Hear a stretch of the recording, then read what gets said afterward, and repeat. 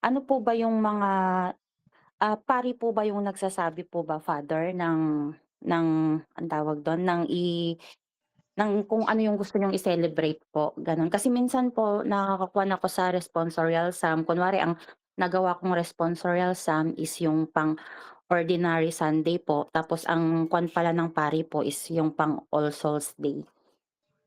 Gusto ko lang pong i-clarify, Father, kung kayo po ba yung magsasabi na ito yung gusto kong ordinary Sunday yung gusto kong i-celebrate o All Hindi, Souls Day? hindi, meron 'yan kuwan talaga, meron 'yan mga everyday meron diyan, may ordo.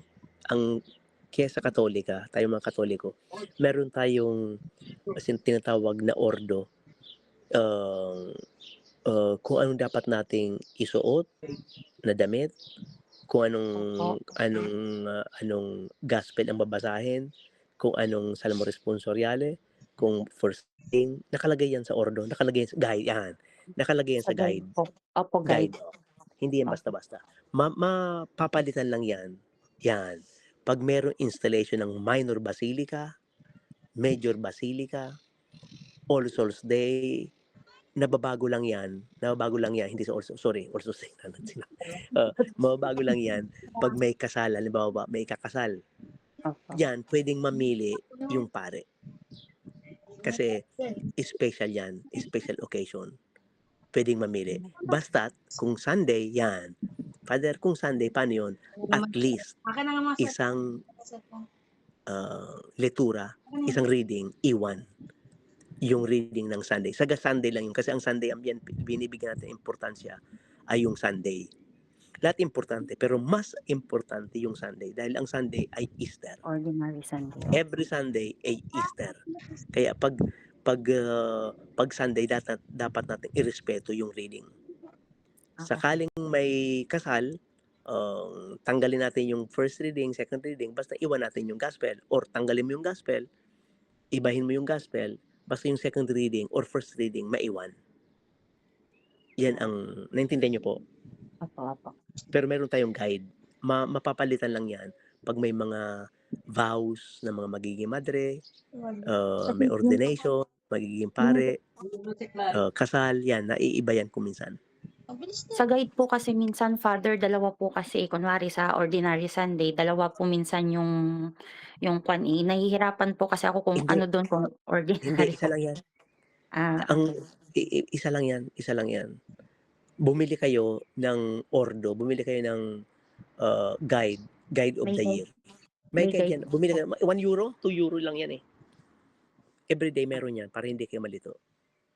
Okey po, Father, salamat O po. merong yung sinusuot ng pari kung violet, kung green, Violet, red, green, kung white puti or white, yeah, or po. pula. Merong guide yan, merong guide. Ang lahat ng simbahan merong guide yan lahat, 'no?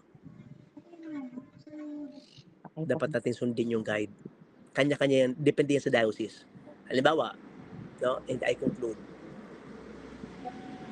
laging nababago ang second Sunday basta sine-celebrate sa Manila, Santo Niño. Kung hindi, iniwan Kasi ko to. malakas ang devotion ng Santo Niño sa Pilipinas. Kaya, um, kung iba, yung iba, every year yun eh, nababago yung gospel. Sa Pilipinas, sine-celebrate Santo Niño, pero dito sine-celebrate parang ordinary time. Third Sunday, ordinary time, yeah. Kanya depende sa diocese, pero merong ordo. Kada nasyon, kada diocese, meron silang sariling guide. Kung nasa Roma ka, yan, may guide tayo. Halimbawa, St. Peter and Paul, since yan ang patron ng Roma, solemnity yan. Dapat talaga imisa ng pare. Pag hindi may imisa ng pare, yan ay mortal sin. Pag ordinaryo, pag ferial days, yeah. Pag ferial days, maski hindi ako magmisa, okay lang.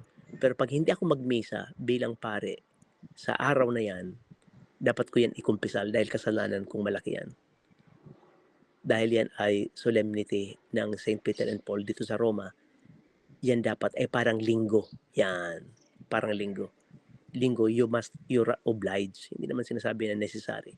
necessary sa araw-araw, but Sunday Magkaiba. is your obligation na magsimba. Pareho. Pag hindi mo yan ginawa, Hindi ka kasalanan yan na dapat mong ikumpisal. nagre-record ako. Pag nagbukas Another question? ng sound. Father, kaya pala po, Johnny, iba-iba. Sister Josephine Father. Aspeto, saglit lang po. Tatapusin ko lang po yung sinabi ko kanina. Sorry po, Sister Josephine, Sister Violeta, diretso ako kay Padre. Padre, for sure po, yung pare, di ganyan po ang sabi sa akin. Pero sabi ko, Padre, basta pakaramdam ko po na open ko po si Lord. Di binigyan po ako ng absolution. Yun lang po, Padre. Ay sabi Ano? ko po sa puso ko po na, ano po?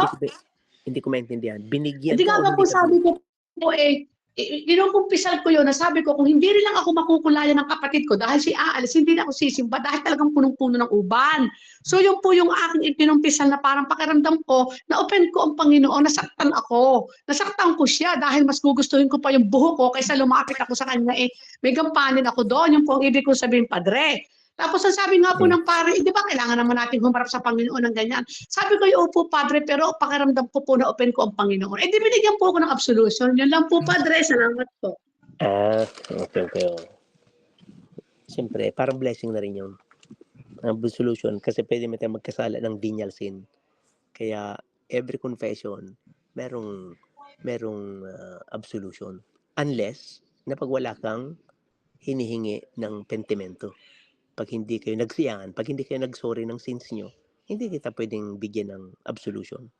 Kailangan ng pentimento, kailangan ng pagsusori para mabigyan kita ng absolution. Para mapatawad kita.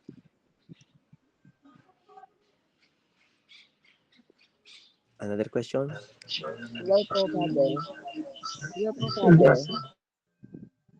Kaya po pala, Father, kuminsan iba yung suot ng pari. Minsan pula. Kuminsan naka-violet sila.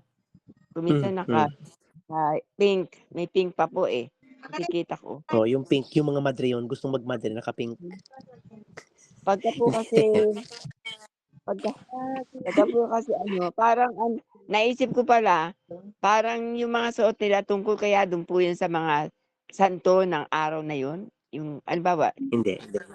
Alam mo, pag Sunday ordinary time, lagi yan verde. white, Laging green.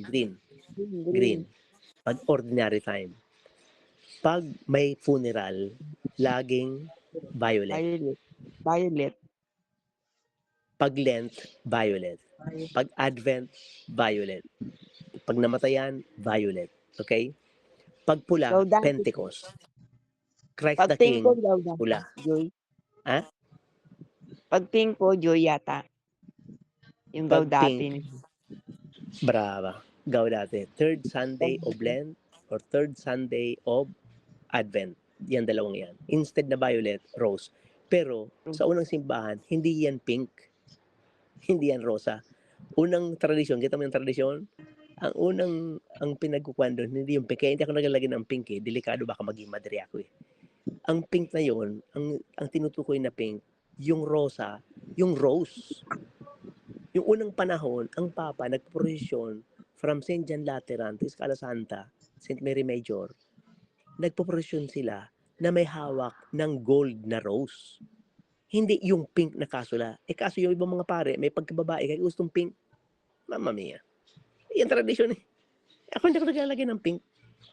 Hindi ako naglalagay ng pink. Sila, maganda ang pink sa kanila. Pag babae lang ang pink, bakit maglalagay ng pink? No?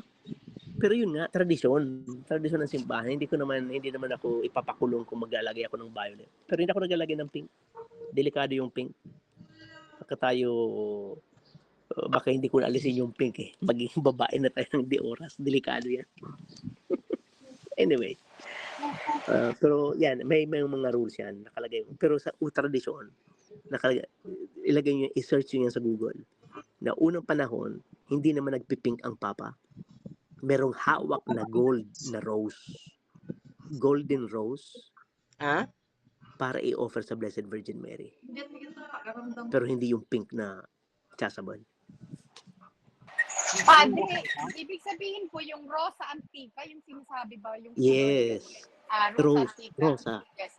Rosa Antica po yung kung tawagin. Hindi talaga pink. Hindi yung pink na rosa, di ba? Ang rosa. ang rosa. Yan ang tradisyon eh. Kaya wag nating